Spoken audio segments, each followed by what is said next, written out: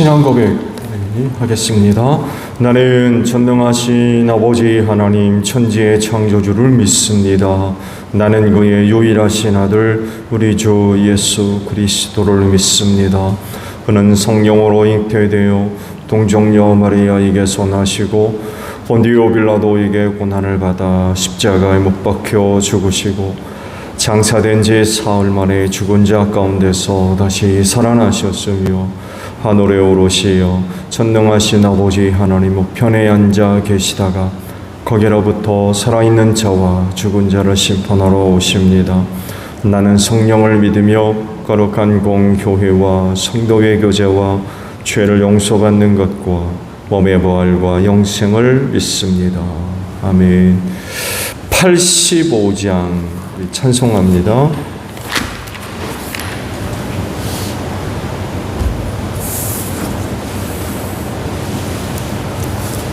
찬송가 85장 부르시고 말씀 봅니다. 구주를 생각만 해도 이렇게 좋거든. 주 얼굴 뵈올 때에야 얼마나 좋으랴. 만민의 구주 예수의 귀하신 이름은 천지에 있는 이름 중 피할 데 없도다. 참 회개하는 자에게 소망이 되시고 구하고 찾는 자에게 기쁨이 되신다. 예수의 넓은 사랑을 어찌 다 말하랴.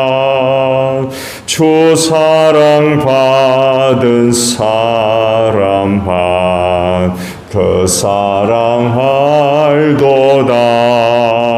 사랑의 구주 예수여 내 기쁨 되시고 이제로부터 영원히 영광이 되소서. 아멘. 시편 26편이에요. 오늘 아침은 시편 26편의 말씀을 봅니다. 주님 나를 변호해 주십시오. 나는 올바르게 살아왔습니다. 주님만을 의지하고 흔들리지 않았습니다. 주님 나를 샅샅이 살펴보시고 시험하여 보십시오. 나의 속 깊은 곳과 마음을 달구어 보십시오. 나는 주님의 한결같은 사랑을 늘 바라보면서 주님의 진리를 따라서 살았습니다. 나는 어떤 것을 좋아하는 자들과 한자리에 앉지 않고 음흉한 자들과도 어울리지 않았습니다. 나는 악인들의 모임에서 그들과 어울리기를 싫어하고 한자리에 있지도 않았습니다. 주님 내가 손을 씻어 내 무죄함을 드러내며 주님의 제단을 두루 돌면서 감사의 노래를 소리 높여 부르며 주님께서 나에게 주신 놀라운 일들을 모두 다 전하겠습니다. 주님께서 계시는 집을 내가 사랑합니다. 주님의 영광이 머무르는 그곳을 내가 사랑합니다. 나의 이 목숨을 죄인의 목숨과 함께 거두지 말아 주십시오. 나의 이 생명을 살인자들의 생명과 함께 거두지 말아 주십시오. 그들의 왼손은 음란한 우상을 들고 있고 그들의 오른손은 뇌물로 가득 차 있습니다. 그러나 나는 깨끗하게 살려고 하오니 이 몸을 구하여 주시고 은혜를 베풀어 주십시오. 주님 내가 선 자리가 든든하오니 예배하는 모임에서 주님을 찬양하렵니다. 아멘. 오늘 아침은요 1절 상반절에 있는 말씀을 함께 나누려고 합니다. 주님 나를 변호해 주십시오 라는 말씀이에요. 이 16편의 말씀은 다윗이 어떻게 해서든지 좀 바르게 살고자 하는 굳은 마음을 고백하는 그런 내용이라고 할 수 있어요. 다윗 주변은 그렇지가 않았던 것 같아요. 다윗 주변에 있는 어떤 사람들의 그 모습을 간략하게 이제 표현들 하는 것을 이제 볼 수가 있는데, 그들과 이제 비교해 보았을 때, 혹은 그들의 삶의 그 내용들을 보았을 때, 나는 저렇게 살면 안 되겠다. 어떻게든 하나님 앞에 좀 바르게 좀 살아봐야 되겠다. 이런 그 굳은 의지들이 이 말씀 속에서 발견이 되어집니다. 특히 9절과 10절에 있는 그 말씀을 보게 되면 다윗 주변에 있었던 사람들이 어떤 사람들이었는지 우리가 대략적으로 좀 찾아볼 수가 있는 것 같아요. 근데 아이러니한 사실은요, 지금 다윗이 처해 있는 상황입니다. 시편 26편의 그 말씀의 배경을 이제 설명을 하는 것들을 좀 찾아보게 되면 압살롬의 반역이나 아니면 뭐 세바의 반역을 포함해서 다윗을 위험에 빠뜨렸던 어떤 그 급작스러운 그런 그 사건이 배경이 되지 않느냐, 이런 그 추측들을 해요. 그렇지만 말씀을 보셨듯이 시편 26편의 말씀의 시기적인 상황, 언제 이 말씀을 기록했는지 혹은 어떤 사건이 배경이 되고 있는지 정확하게 드러나 있지는 않습니다. 그렇지만 아마 이런 그 사건을 배경으로 갖고 있는 게 아니냐, 이런 그 추측들을 하고 있습니다. 그게 사실이라 할지라도 지금 다윗 주변은 이방인도 아니고 동족들이거든요. 아브라함의 우선, 자기와 한 혈통을 갖고 있는 유대인들이에요.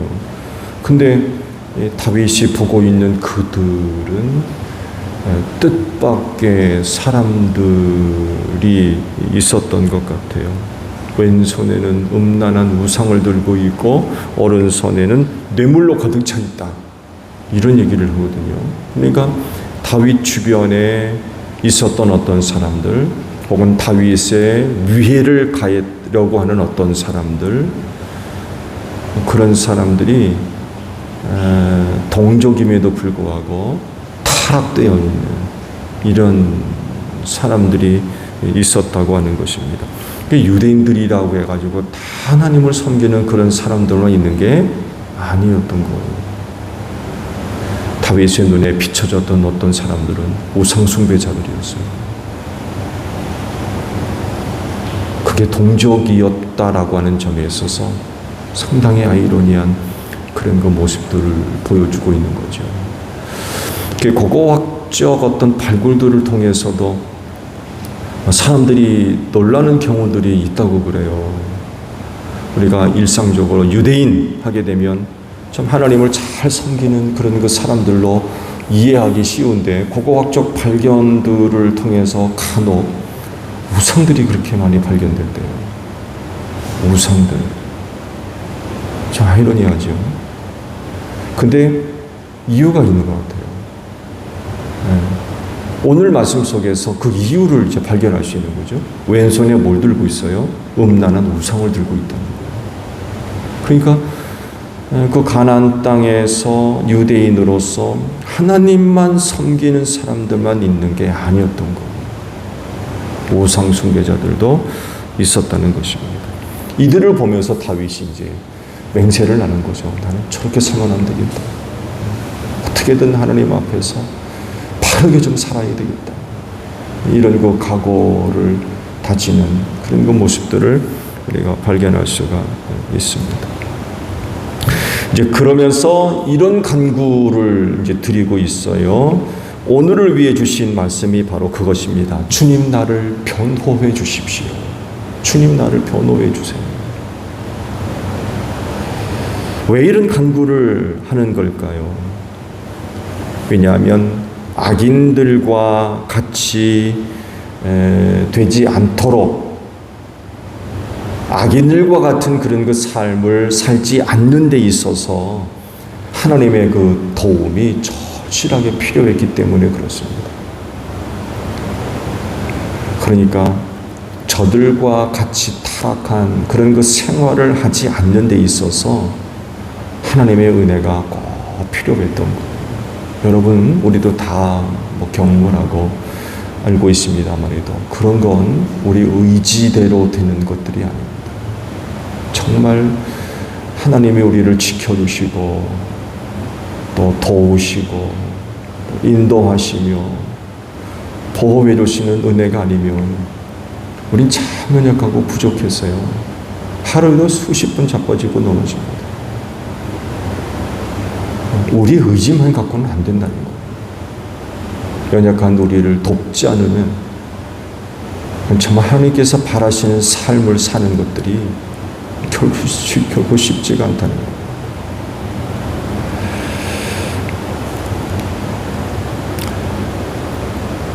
다윗이 자신의 삶을 이제 살펴볼 때에 어떤 악인들이 사는 것과 같이 살지 않고 있다는 것은 잘 알아요. 왼손에 우상을 들고 있고 오른손에는 뇌물로 가득한 어떤 사람들, 그들이 살고 있는 어떤 모습과는 같지 않다는 것은 다윗이 잘 알아요. 그리고 하나님도 이것을 잘 아실 거라는 거죠. 그래서 그런 자신을 위해 변호해 주십시오. 이런 나를 좀 변호해 주세요. 내가 이렇게 살고 있는 데 있어서 아무런 문제 없이 정말 하나님께서 바라시는 그런 삶을 살고 있다는 사실을 좀 변호해 주세요. 이런 좀 간구를 드리고 있는 거죠. 하나님께서 그런 자신을 변호해 주시면 누구도 다윗에 대해서 비난하거나 정죄하거나 심판하거나 하지 못할 것이라는 것을 다윗이 잘 알고 있는 거죠. 사실 여러분, 하나님이 변호해 주시는데 누가 반론을 제기합니까? 누가 그를 향해서 손가락질을 하고 비난을 하며 정죄를 하고 심판을 하겠어요? 하나님이 변호해 주시는데 누구도 반론을 제기할 수 없어요. 하나님이 변론하시는데 그거 아닌데요? 그렇게 할 자가 없다는 것을 누구보다도 잘 알고 있는 거예요. 하나님의 변호는 완전합니다. 누구도 이의를 제기할 수 없어요. 아니다라고 할 수 없어요. 당신이 그를 위해 변호하는 그 내용들이 내가 알기로는 다른데요. 그 틀린데요. 그 당신 잘못 알고 있습니다. 이렇게 얘기할 수 없다는 거예요. 누구를 위한 하나님의 변호는 완전합니다. 흠이 없어요. 누구도 반론을 제기할 수 없어요. 변호해 주실 때 받아들일 수밖에 없어요. 그게 옳기 때문에 그래요. 이걸 다윗이 지금 기다리고 있는 거예요. 나를 위해 좀 변호해 주세요. 이런 그 내용들을 보게 되면 다윗 주변에 있는 어떤 악한 사람들이 다윗을 손가락질하고 비난하고 욕하고 정죄하려고 그러고 그랬던 것 같아요. 혹이 부족한 어떤 부분들이 있으면 꼬투리 잡아가지고 어떻게 해보려고 하는 그런 거보가 있었던 것 같아요. 그들의 공격 앞에 다윗이 하나님의 은혜를 구하는 거죠. 하나님, 나를 위해 변호해 주세요. 나를 위해 변호해 주세요.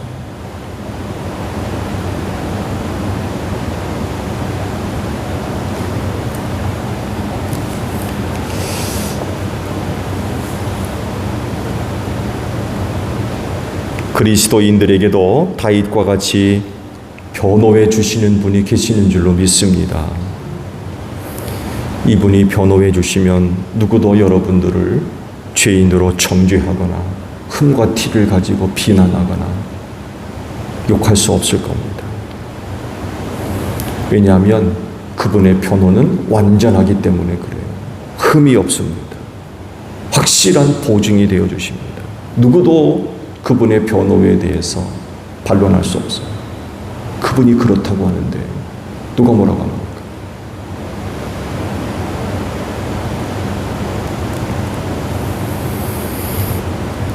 그리스도인을 위해 변호해 주시는 분이 계시는데 그분은 바로 예수님이십니다. 왜냐하면 죄인을 구원하기 위해 그를 대신해서 십자가에서 별세하셨기 때문에 그래요. 이런 분이 변호해 주시는데 누구도 여러분을 고발하거나 지적질하거나 저주하며 심판하고 비난할 수 없어요.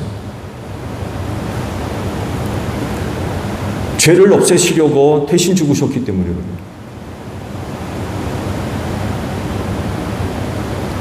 이렇게 하심으로써 그 많았던 죄가 다 없어졌어요.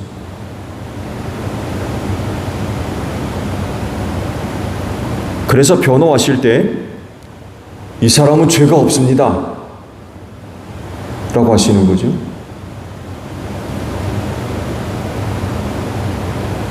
그리고 하나님께서도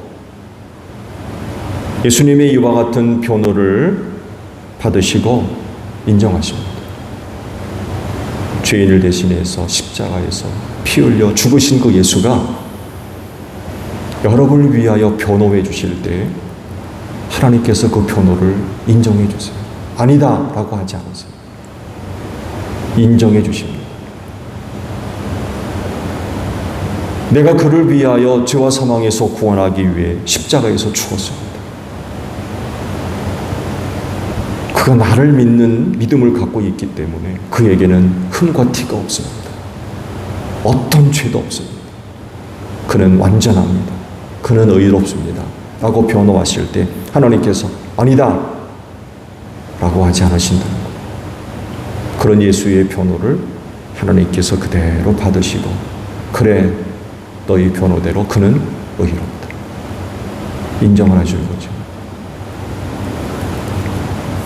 사탄의 세력들은요 흠과 티와 죄를 갖고 마구 공격을 하고 하나님 앞에서 마구 고발을 합니다. 보십시오.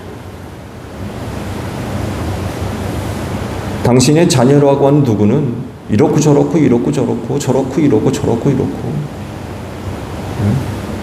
마구 공격합니다. 지적질하고 고발하고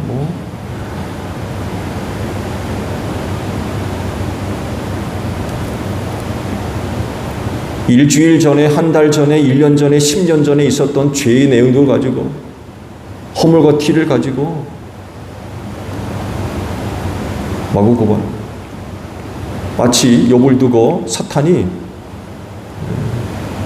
시비 거는 것과 마찬가지예요.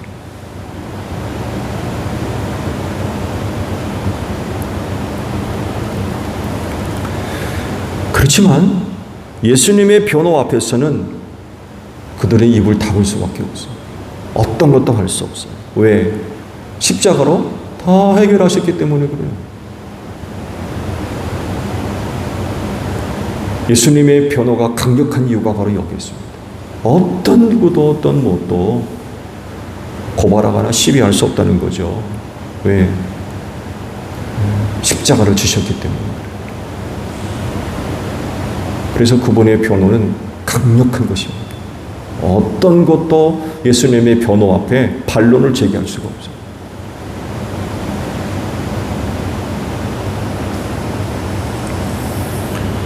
그러므로 그리스도인은 예수님을 철저하게 의지해야 됩니다. 그분의 변호가 가장 완전하고 가장 강력하기 때문에 그래요. 예수님의 변호 앞에 그 어떤 누구도 무엇도 반론을 제기할 수 없어요. 허무와 티를 들춰낼 수 없어요. 십자가로 해결하셨기 때문에. 여러분의 믿음이 세상에서 가장 좋은 변호사를 산 줄로 믿습니다. 그 예수를 믿는 믿음으로 말미암아 그것도 값없이 예수께서 우리를 위해 변호해 주신다는 거예요. 사실은 우리가 얼마나 많은 죄를 안고 살고 있습니까? 말씀드렸죠. 그리스도인은요, 날마다 죄 용서받고 사는 사람들이에요. 허물과 티를 안고 있는 사람들. 하루에도 없고 이런저런 일 때문에 부정적인 생각들, 넘어지고 쓰러지는 일들, 허물과 티들이 얼마나 많이 발생합니까? 근데 중요한 건 용서받는다는 거예요. 여러분, 우리가 세상 사람들과 다른 게 뭐가 있어요? 뭐가 다릅니까? 하나도 다른 게 없습니다. 근데 그들과 구별되는 건 용서받기 때문에 그래요. 예수님의 십자가를 통해서 용서받기 때문에 그게 다른 거예요.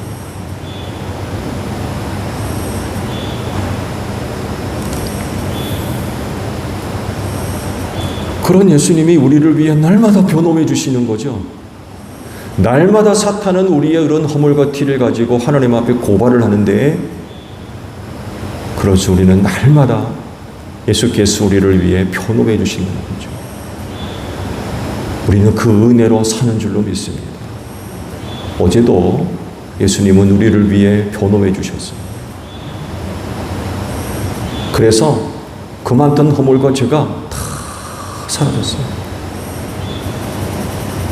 예수께서 변호해 주셨을 때 오케이 뭐 다른 변론이 있을 수가 없는 거예요. 고발이 있을 수가 없고, 예수님이 변호해 주시는데 뭐가 문제가 있습니까?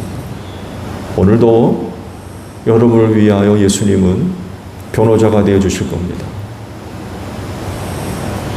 그래서 오늘 우리도 그 은혜로 사는 거예요. 사탄이요, 오늘 하루도 끊임없이 여러분의 허물과 티가 있을 때마다 하나님 앞에 고발할 거요. 저거 보세요, 하나님. 예? 당신의 자녀라고 하는 사람이 저 지경입니다. 끊임없이 하나님 앞에서 여러분을 두고 고발하고 지적질하고 끊임없이 그럴 겁니다.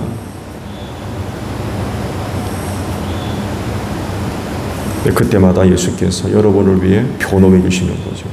그 변호가 너무나도 효과가 있어서 그 예수님의 그 변호를 통하여서 그 많던 흠과 티가 다 용서되고 다 용납이 되고 다 덮어지고 가리워지고 그러게 되는 거예요.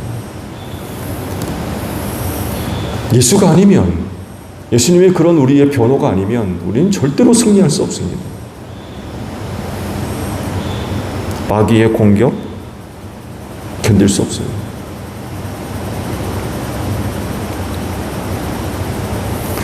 하나님께서 우리의 모든 것을 속속들이 다 아시는 것만큼 사탄도요, 우리의 약점, 우리의 부족한 것, 가리워졌던, 숨겨졌던 어떤 비밀스러운 것들, 사탄이 샅샅이 알고 있습니다.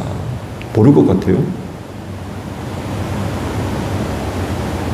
약점, 가만두지 않습니다. 그것 가지고 얼마나 공격하는지 몰라요. 이길 방법이 어디 있어요? 세상에서 가장 좋은 변호사 사는 겁니다. 누구예요? 예수님이세요. 여러분의 믿음이 세상에서 가장 탁월한 변호사 되시는 예수님을 그 믿음으로 산 줄로 믿습니다. 그 예수를 믿는 믿음을 갖고 있으니까 예수께서 나를 위해 변호해 주시는데, 악한 사탄 마귀가 아무리 많이 우리를 비난을 하고 공격을 하고 해도 예수님의 변호 앞에서는 아무런 효과가 없는 거예요. 왜? 십자가 지셨거든요. 누가 뭐라고 해요? 주님이 변호해 주십니다. 이것 때문에 우리가 사는 것입니다. 지금도 예수님은요, 하느님 앞에서 여러분을 위해 변호해 주고 계시는 줄로 믿습니다. 나의 의로움 자랑하지 마십시오.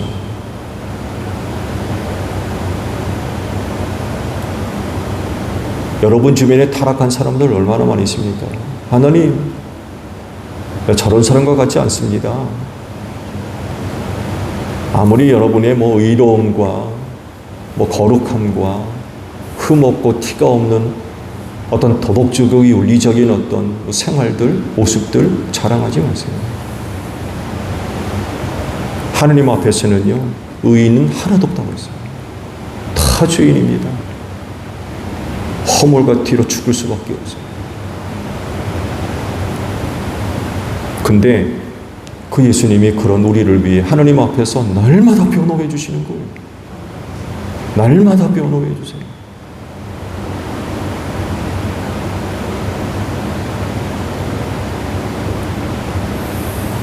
사탄이 하나님 앞에서 여러분을 두고 끊임없이 고발합니다. 시비 걸고요. 근데 그때마다 예수님이 변호로 나서 주시는 거예요. 변호자로. 내가 그를 대신해서 십자가에 죽었다는 거죠.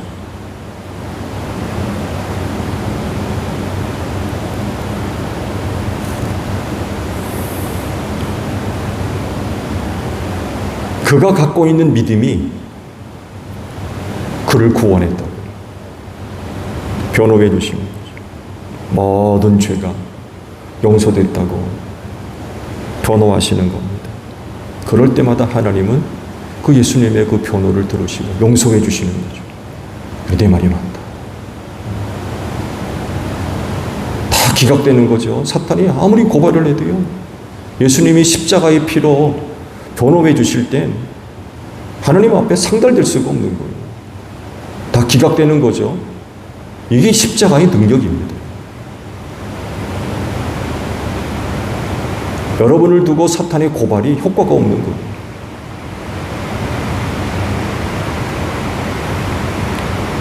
구원이 이루어지는 거죠. 그때마다 구원이 이루어지는 거예요. 예수님의 변호를 통해서. 그래서 신앙생활 잘 하셔야 돼요. 예수 잘 믿으셔야 돼요. 예수 믿는 믿음이 아니면 예수님의 변호를 받을 수가 없어요. 사탄의 정죄 앞에 다 망할 수밖에 없습니다. 사탄의 정죄로부터, 사탄의 고발로부터 여러분이 안전하게 보호될 수 있는 건 예수님의 변호 때문에 그렇습니다. 오늘도 아마 여러분을 위해 예수께서 하나님 앞에서 변호해 주실 겁니다. 이런 그 은혜가 있기 때문에 우린 정말 예수님 잘 믿어야 됩니다. 지금 갖고 계신 믿음 변치 마십시오. 하나님 앞에 서는 그날까지 그 믿음 잘 간직할 수 있는 여러분들이 되시기를 바랍니다. 주기도문 합니다. 하늘에 계신 우리 아버지, 아버지의 이름을 거룩하게 하시며 아버지의 나라가 오게 하시며 아버지의 뜻이 하늘에서와 같이 땅에서도 이루어지게 하소서. 오늘 우리에게 일용할 양식을 주시고 우리가 우리에게 잘못한 사람을 용서하여 준 것 같이 우리 죄를 용서하여 주시고 우리를 시험에 빠지지 않게 하시고 악에서 구하소서. 나라와 권능과 영광이 영원히 아버지의 것입니다. 아멘. 기도하겠습니다.